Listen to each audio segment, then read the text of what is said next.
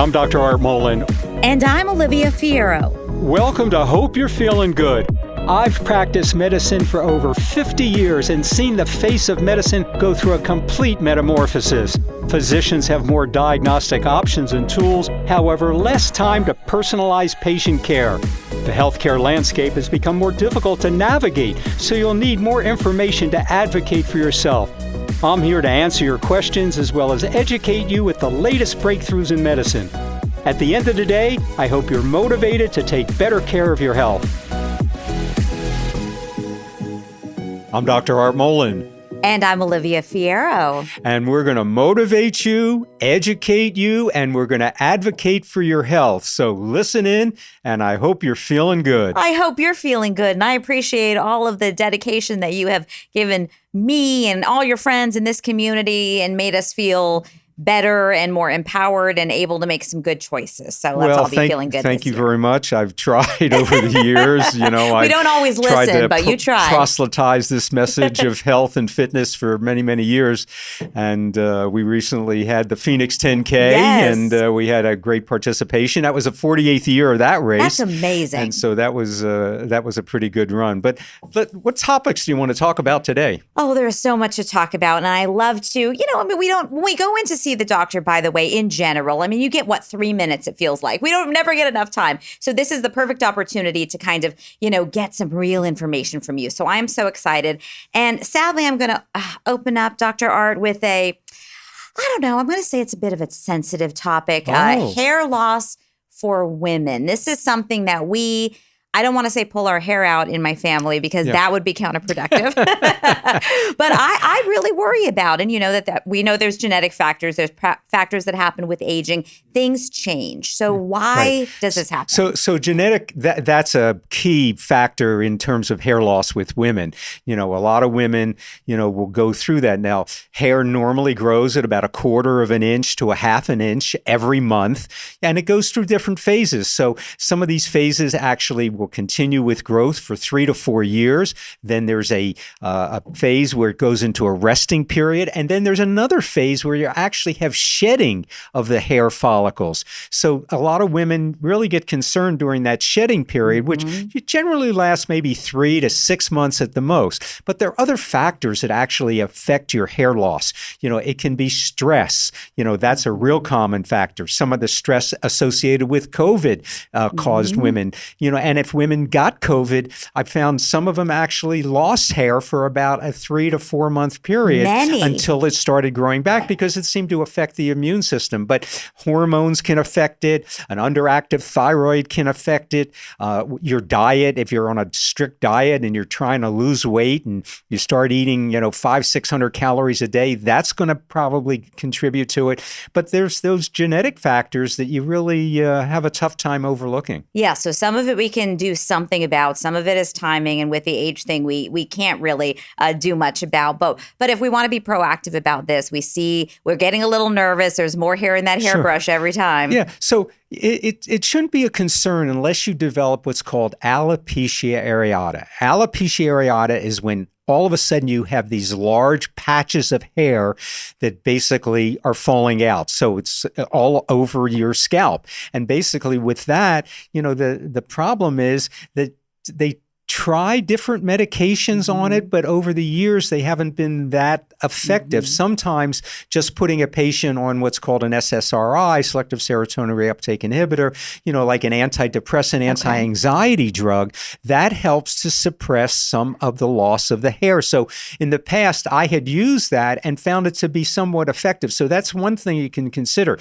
But there's a new medication called Olympian, and this is, it's a large term. It's called a Janus kinase inhibitor. What it does, it's actually a drug that's been used for rheumatoid arthritis because it affects the immune system. Okay. And basically, they're using this drug. It's recently been approved. So if you've tried everything else, you might want to talk to a rheumatologist and talk about this new medication, that basically reduces the inflammation because it's an inflammation in that hair follicle. And so that's somewhat of a breakthrough in this alopecia areata, which is a more severe condition as opposed opposed to, the natural genetics that your family's experiencing and things like that. Right. But when that part, I've got the dark hair and a very white scalp for being a brown person. And when that part just seems to get whiter and whiter, it's a little distressing. Exactly. So at the end of the day, reduce the stress. That's going to help too. Very last thing on that topic, because obviously I'm obsessed with it. There's the topical things, the specialized shampoos and all of that.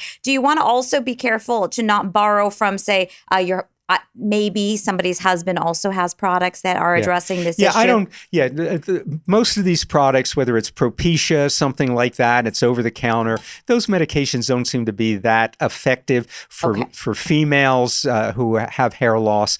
And the other thing, again, with the hair loss, I would caution women not to spend a lot of money on conditioners and shampoos. They may increase the fullness temporarily, but they do not affect the hair follicle and enhance the hair growth. Okay, good to know. Okay. It would be just my luck to borrow a product and then not get any extra hair on my head, but grow a beard or something. Exactly. My husband.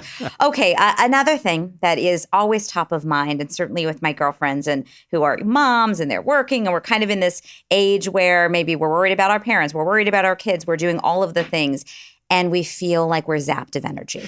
Yeah. So I find with people who have a loss of energy, and again, you want to make sure that it's not some type of chronic illness. You want to make sure that it's not a hypothyroid, underactive thyroid that's causing it. So you want to have some routine blood tests, go to see your doctor, make sure you're not anemic, because that can certainly contribute to loss of energy. But a lot of times it's really not getting restorative sleep. So if you're not sleeping well, you're going to probably be a little bit fatigued and you're not going to have the same kind of energy that you would like. And then, of course, the exercise is important too. If you're not exercising, but a lot of people, they don't have the energy to exercise. Right. So it's kind of a catch-22. Mm-hmm. So I think that's another important factor. But things to increase your energy, again, is going to be get better sleep habits, try to create that, try to get some exercise, whether it's walking a mile a day or, even a half a mile a day. Just try to do things like that. But if you're drinking coffee and you think that that's going to increase your energy levels, it's going to be temporary. If you're eating an energy bar or something like that, that's going to have a lot of sugar and it may have some caffeine in it. But all of those are just simply quick fixes. Mm-hmm. How do you know when it's crossing into something that you should really be concerned about and you should talk to the doctor? So I think if you have a loss of energy and it occurs over more than a 2-month period of time, if it's more than 2 months, then that's when you need to address the situation. Make sure you see your doctor. Make sure you get those blood tests, that it's not anemia, that it's not a low blood sugar, that it's not a cardiovascular problem. You can never tell. And also, you have to rule out any type of cancers. A cancer can cause people to have fatigue and loss of energy, and you don't know unless you're having a full evaluation. I'm sure I've asked you over the years when I was managing the 3 a.m. wake-up schedule, but where do you stand on sleep medications and the risks versus the reward of getting a few hours? So I think if you're taking a sleep medication, you can take it for a short period of time. A short period of time to me is like a 1 to 2 week period. So if you need to just readjust your biorhythms, as we refer to them, that's fine. But if you're taking it for more than a 2 week period, then you need to see your doctor and kind of address it. The other thing is you could be depressed. A lot of people have depression and that causes a loss of energy and causes fatigue. Yeah, can be very confusing whether it's an emotional or a physical. And I guess there's some ambiguity about what chronic fatigue syndrome really even is, right? Yeah. So chronic fatigue syndrome, which has been kind of a wastebasket term I've felt over the last 30 years, and basically you have to just kind of point in and hone in on that one particular area that's actually causing the chronic fatigue. Again, whether it's getting an evaluation or whether it's an emotional problem. If you're getting stress, if you're in a relationship that's causing undue stress to the relationship, that can certainly cause it as well. So. A lot of factors to consider, some good things to think about. I'm going to be sounding like an old complaining person. I'm like talking about my hair, worried about being exhausted and not energetic. Let's move to low back pain. I mean, everybody has experienced some kind of back pain at a certain time. Nothing can make you grouchier And I mean, I can be very sharp-tongued when my back is hurting. Well, first of all, you don't have anything to worry about your hair. Your hair is beautiful. Thank you, Dr. Secondly, your energy level is incredible, so you don't have an energy problem. Now, you may have some low back pain, but 4 out of 5 TBD. but 4 out of 5 people have low back pain. So it's sometime in their lifetime. So it depends upon what your overall, genetics are. People can have congenital deformities in their back. We're basically, there's a condition called spondylolisthesis. Spondylolisthesis is when one vertebrae slips over another, and that really occurs, almost at birth, and it progresses throughout your lifetime. So that can be a congenital abnormality that people have. But you have to find out with low back pain, did you have an injury? Did you fall down? Were you in an automobile accident? People that get in an automobile accident, and one of the things that I've often found is somebody gets in an automobile accident, they feel fine, they basically, everything's good. 6 months later, they don't realize they had a slip disc. And so the disc basically is causing some pressure in that area. So I think that's something else that they have to take a look at. Medication-wise, take some anti-inflammatories. Usually that'll reduce it, whether it's ibuprofen. You can take Tylenol, as long as you can tolerate those. That usually reduces it. Another medication I often suggest people over the counter is Voltaren gel. Voltaren is a gel. You can rub it on, and so it's absorbed locally into the area. That often helps to reduce the inflammation. But with low back pain, again, there's so many different aspects of it, depending upon what the cause is. If the back pain lasts for more than 6 weeks, get an MRI, magnetic resonance imaging of your low back to discern if you have a disc problem, or again, to rule out any type of cancers, because I've seen patients over the years that actually had lung cancer that metastasized to their spine. So you have to make sure that that's not the cause of it either. So we could talk about back pain for about the next 2 hours. Yeah, I mean, there's so many different ways. And then also, I guess you want to be really wary or aware of if it's not just concentrated in the space, but when it's like nerve issues and you're feeling it in your feet or your hands, right? Yeah. So depending upon where that numbness is, if it radiates down into your leg, if it goes into your foot, if you have numbness and tingling, all of those are particular issues with it. So you have to be careful that you're not having any radiation of that going down into your extremities. So with low back pain, and I see a lot of people with hip pain, and they think that it's their hip and they need to have a hip replacement. That's not necessarily true. It could be actually coming from the low back. So before you rush into any surgeries, make sure that, again, you have an MRI, at least have some conventional x-rays before you proceed. How much can physical therapy really help? Physical therapy helps a lot if you have acute back pain. Okay. And if it's acute over a relatively short period of time, again, a 6-week period, then the physical therapy can help a great deal. Stretching can help, and all of those other aspects. But most are really treated minor. One of the things I found with back pain, it usually goes away in a period of 2 to 3 months. So just be patient with it. Don't rush in to see the orthopedic surgeon, your neurologist, your neurosurgeon. Just hold tight and wait and see, and just take some anti-inflammatories and treat it as conservatively as possible. It's the same thing with the neck. You can hurt your neck not just looking over your shoulder. I mean, doing this no good story whatsoever, and then it's making you miserable, and then all of a sudden it's gone. It's gone. No rhyme or reason, and it could be the way you're sleeping on your pillow too. Right. So you get the same thing. Yeah, I always want to say, I was doing something really athletic, and that's when I hurt myself. But no, it was just getting out of bed. I mean, it was just very strange. There are a lot of treatments for back pain, but just be cautious and go slowly. And if you were ever experiencing mild discomfort, not that you would because you're kind of a superhuman, you just go out and run it off, don't you? Yeah, well, take 2 miles and call me in the morning. It's one of my suggestions. Well, on that note, I think I'm going to take a break and stretch a little bit. We've got some questions coming up for Dr. R. Mollen. So get your lab coat, get the stethoscope out. Let's get ready. Yeah, let's make sure you're feeling good. Into the clinic.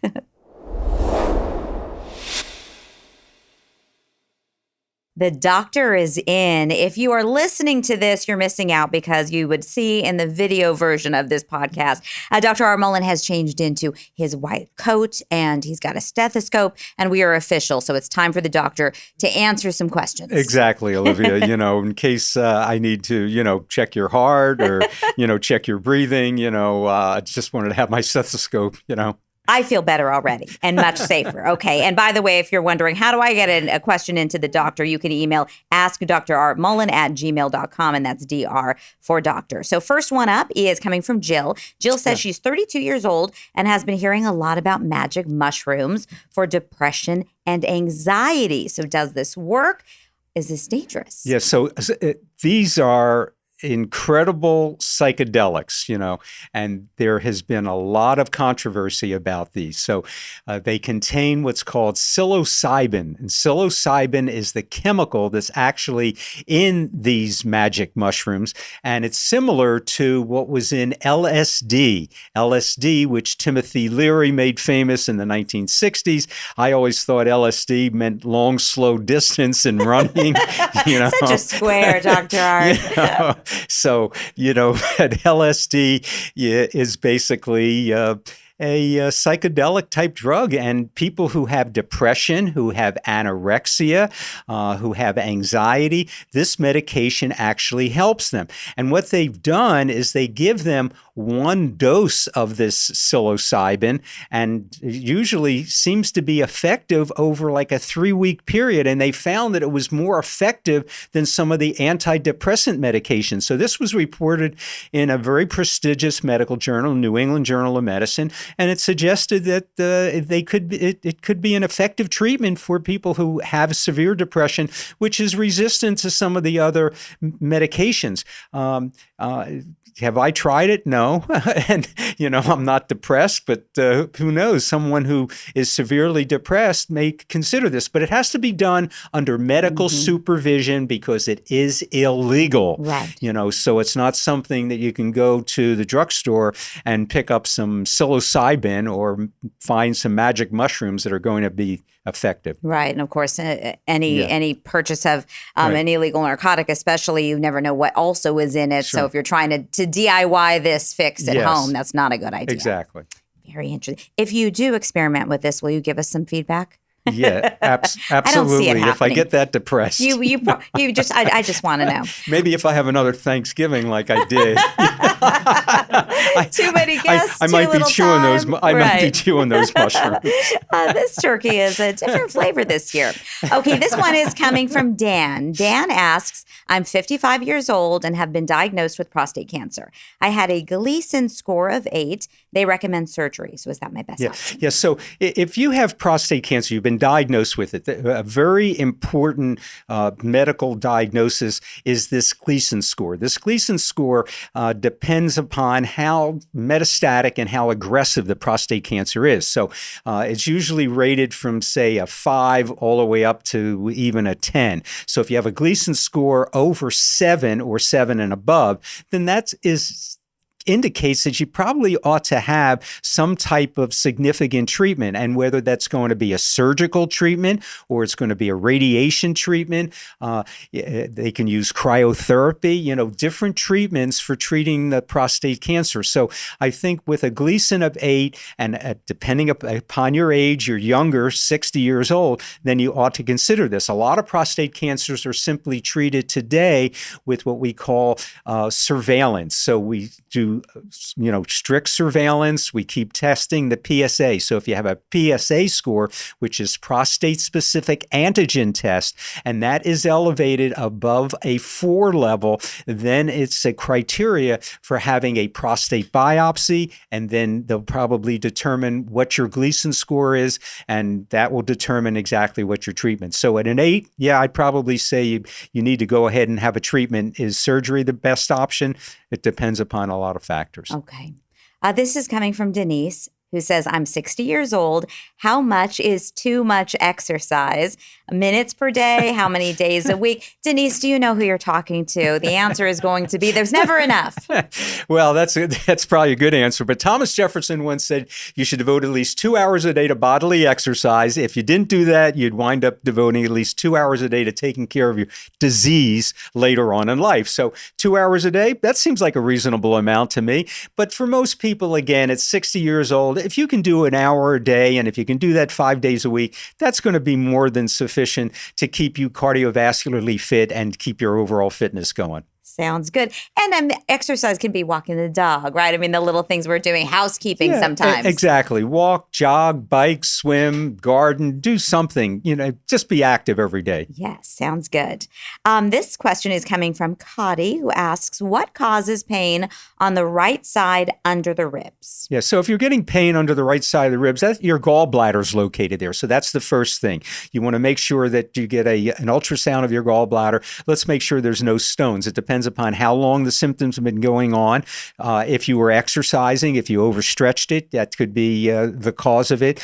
Also, sometimes your diaphragm can get overstretched, and that can be a cause of it, and that has to be something that's evaluated. You also want to make sure you get a chest x-ray to see what's going on. If the pain is persistent, and again, if it lasts for a period, of say a week or two, then you probably want to get not only a chest x-ray to make sure there's nothing going on in your chest, but also a CAT scan of the abdomen, to see if there's some underlying problem. And again, we often look for bowel problems when people have that type of pain too. If you've been constipated for a long period of time, maybe you haven't had a bowel movement for 2-3 days, then you probably want to make sure that you do get that CAT scan, because constipation can also cause that pain right under the right side of your ribs. And people can get stones in the kidneys and in the gallbladder. Yes, they can.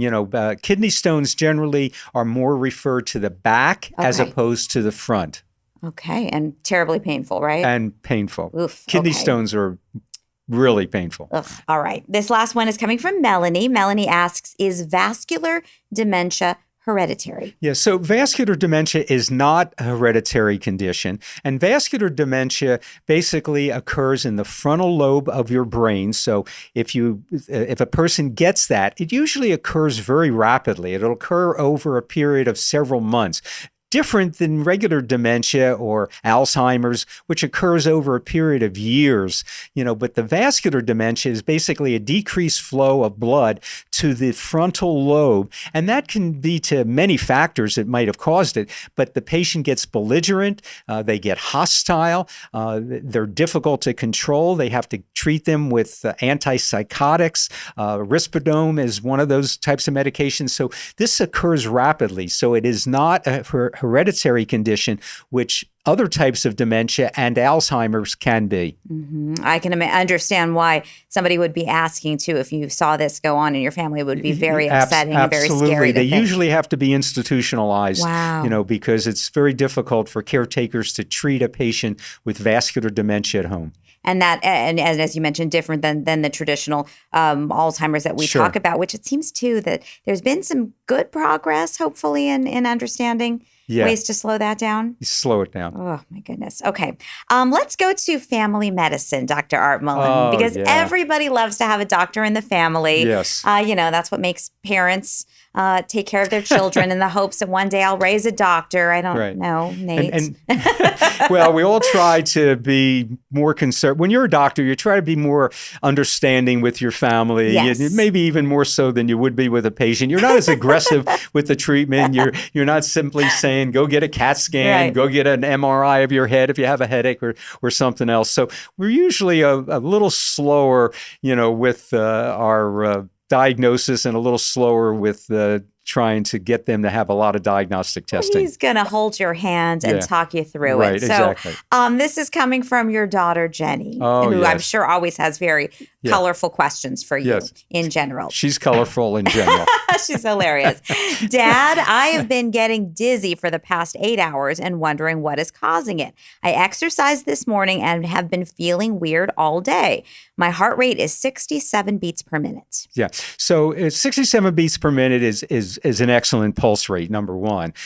Basically, most people have between a 70 to 80 pulse rate. The more you exercise, the lower your pulse rate's going to go. I've had marathon runners who get pulse rates of, say, 32. But if a person has exercised in the morning and they start to feel some dizziness and it's persisted over, an 8 to 12 hour period, you want to make sure that it's not what we call benign positional vertigo. So benign positional vertigo, where the room is spinning around, is a little bit different than simply lightheadedness, which can cause the dizziness as well.